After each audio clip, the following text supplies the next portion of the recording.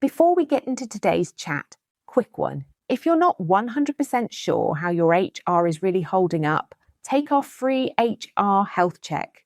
It's short, jargon-free, and gives you a clear score on what's working and what needs a bit of love. And if you do it before 1st April 2026, you'll get a bonus 7-pillar strategy on a page, tailored to help you manage HR brilliantly for the year ahead. Just head to kateunderwoodhr.co.uk/HR-health-check or check the link in the show notes. Hey there, welcome to Buzzing About HR. I'm Kate Underwood, your guide on this wild ride through the ever-evolving world of HR. Today we're diving deep into one of my absolute favourite topics, the battle of the work models, hybrid versus in-office. And yes, I know, Lord Sugar has been shouting from the rooftops about everyone heading back to the office. But before you roll your eyes and mutter, "not another office sermon," stick around. We're about to unpack the pros, cons, and some cheeky secrets behind finding the perfect balance. Grab your coffee or tea and let's get buzzing. So let's set the stage and the changing landscape. If you told me a few years ago that I'd be working from my couch in my favourite PJs, I'd have thought you were off your rocker. Yet, here we are. The pandemic flipped our world upside down, and now we're all trying to find the sweet spot between working in cosy slippers at home and getting the energy boost from a buzzing office environment. Today, we're not just comparing hybrid and in-office models like two flavours of ice cream. We're talking about how these approaches might impact productivity, innovation, employee satisfaction, and yes, even your sanity. So let's break it down. Let's talk about the hybrid model. Let's kick things off with the hybrid model.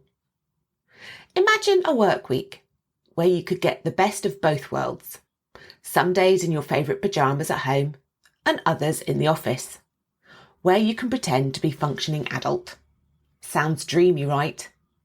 But there's more to it than that, flipping a switch between home and office. In a hybrid setup, communication is the secret sauce that keeps the team moving, whether it's through video calls, instant messages, or even the trusty old email. Keeping everyone connected is non-negotiable. Think of it like hosting a virtual cocktail party, minus the cocktails. Or maybe not if you're into that sort of thing. Regular stand-ups, weekly catch-ups, and a dash of spontaneity can help bridge the digital divide. One thing to watch out for is making sure remote colleagues don't feel like they're left out in the cold. Ever heard of a virtual water cooler session? These are the digital equivalent of gathering around the old coffee machine. Rotate the hosting duty, add a pinch of fun, and you're well on your way to a team that's as tight-knit as your favourite pair of jeans. When your team is scattered across different locations, clarity is king.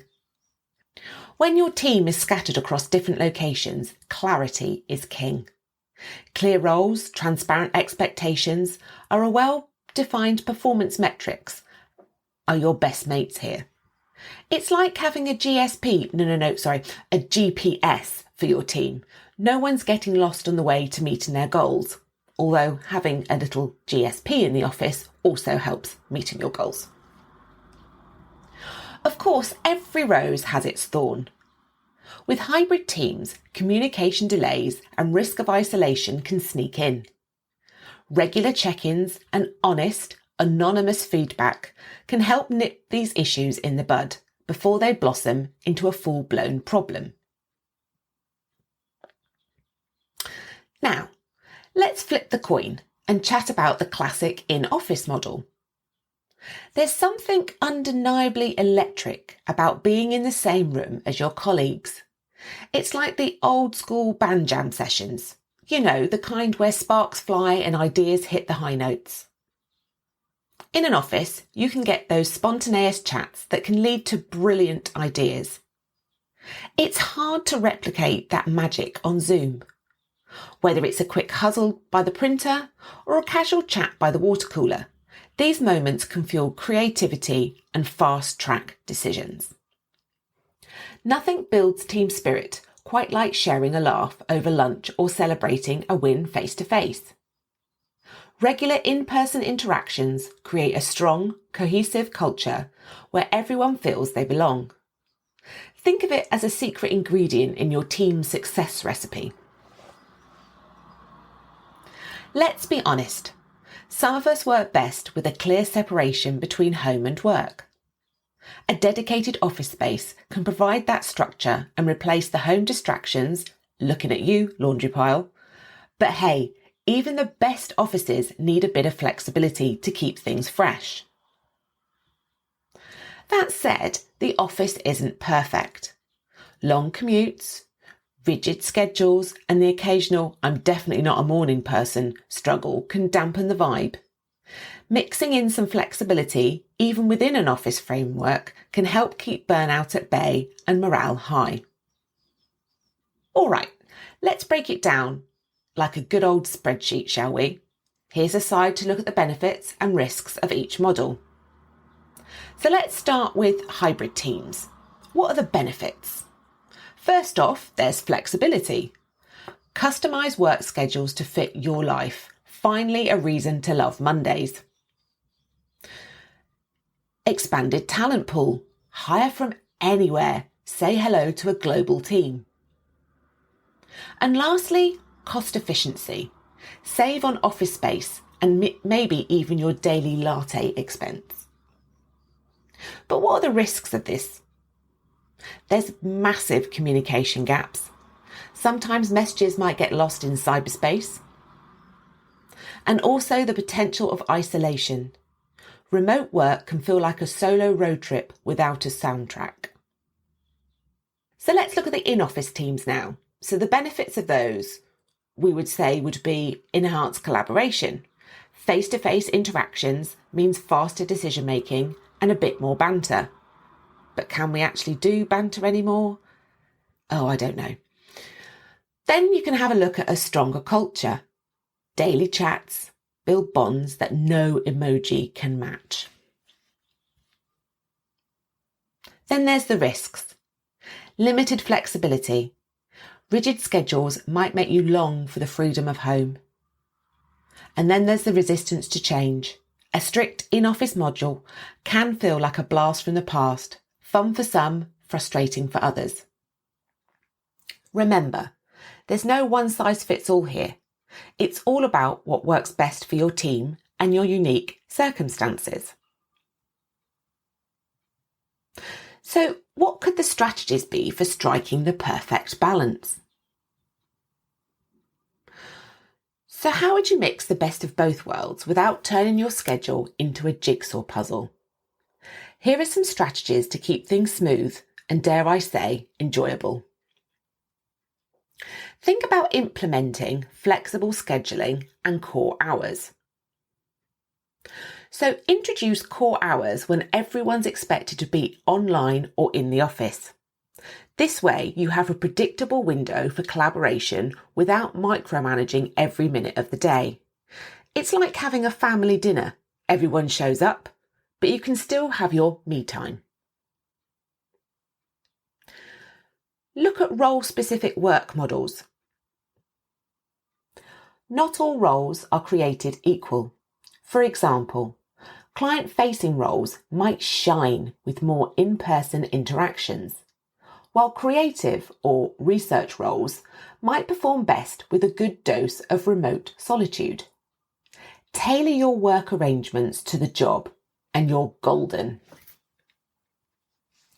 Then look at leveraging data and continuous feedback, my favourite.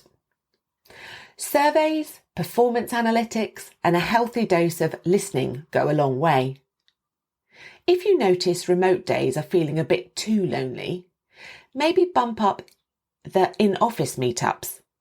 The key is to stay agile and responsive to what your team needs. Your managers are the captains of this ship, so equip them with the skills to steer both remote and in-office teams effectively. Invest in training that covers virtual leadership, change management, and perhaps even a course of decoding Zoom etiquette, because let's be honest, we've all had those awkward moments. What are the future trends and what's next for the workplace models? So if we gaze into the crystal ball of workplace trends, spoiler alert, it's exciting stuff. Technological advancements. New tools are emerging all the time. Virtual reality meetings, AI-powered productivity apps, and who knows what else, that are blurring the lines between remote and in-office work. Soon you might attend a meeting in your living room and then step into a virtual boardroom, all before lunch. Evolving employee expectations. The new generation of workers craves flexibility, purpose, and yes, a work-life balance that doesn't involve endless Zoom calls. Companies that listen to these needs are the ones that will attract and keep top talent. Sustainability considerations. Let's not forget Mother Earth. Hybrid models are drastically reduce the need for daily commuting, which means a smaller carbon footprint. It's a win-win, happier employees and a happier planet.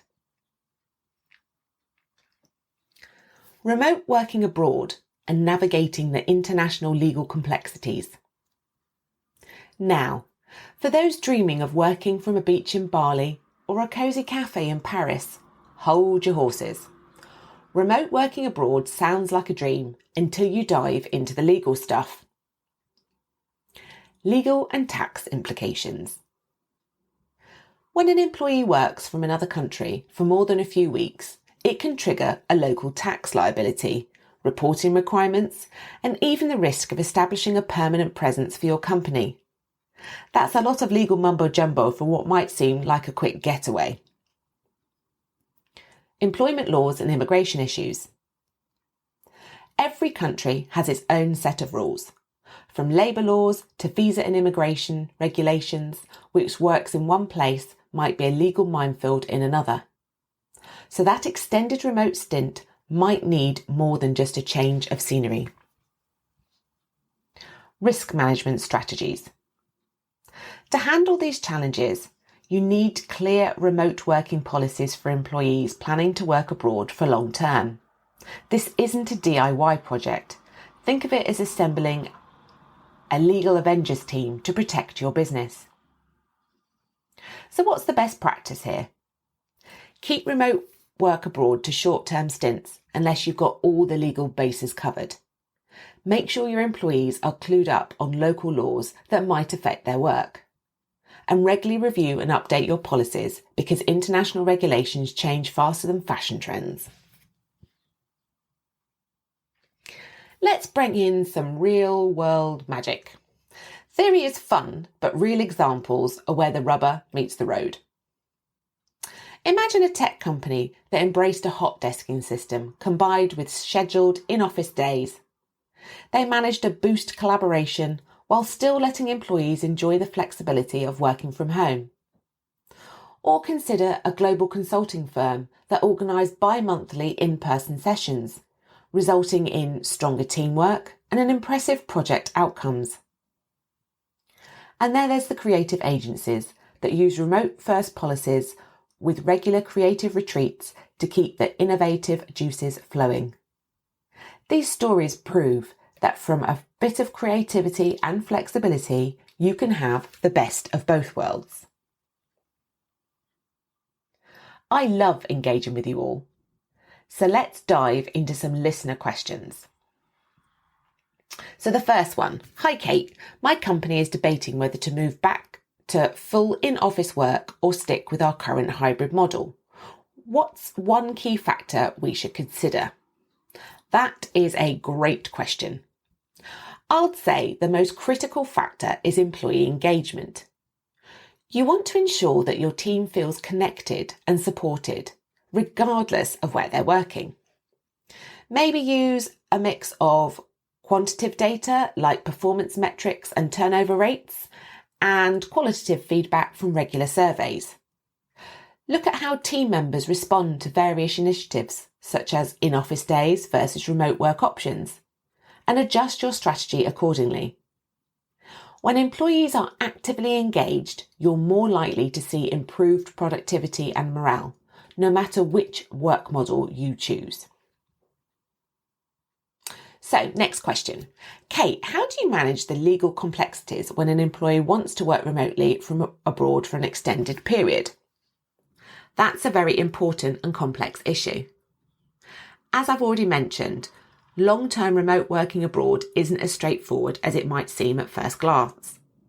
When an employee works from another country for more than a few weeks, it can inadvertently trigger a range of legal and tax implications. This might include establishing a permanent establishment for your company, local tax liabilities, and even compliance with local employment law and immigration laws.